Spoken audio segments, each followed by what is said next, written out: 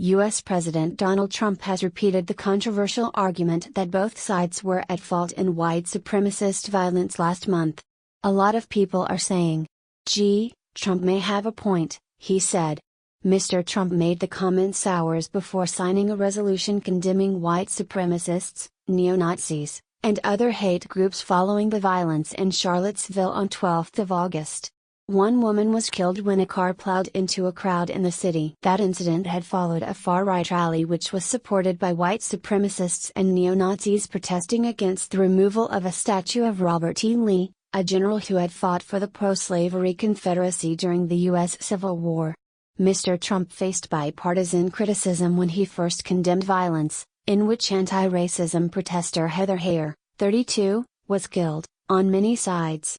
On Wednesday, Mr. Trump met South Carolina Senator Tim Scott, who had condemned his comments in the aftermath of the violence. Mr. Trump revived controversy over the issue on Thursday, when he said, after being asked about the meeting with Mr. Scott, "I think especially in light of the advent of Antifa, anti-fascists, if you look at what's going on there, you have some pretty bad dudes on the other side also, and essentially that's what I said.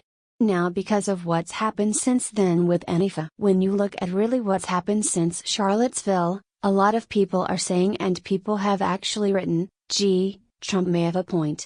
I said there's some very bad people on the other side also." Hours later, Mr. Trump signed a resolution rejecting white nationalists, white supremacists, the Ku Klux Klan, neo-Nazis, and other hate groups.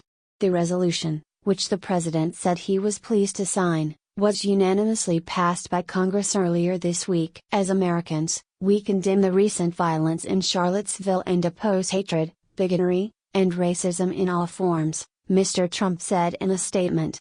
Mr. Scott, the lone African American Republican senator, was asked about Mr. Trump's version of their meeting. "I didn't go in there to change who he was," Mr. Scott said.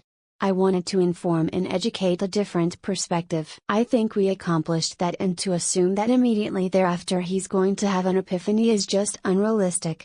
Mr. Scott's office said the senator was very clear about the brutal history surrounding the white supremacist movement and their horrific treatment of black and other minority groups.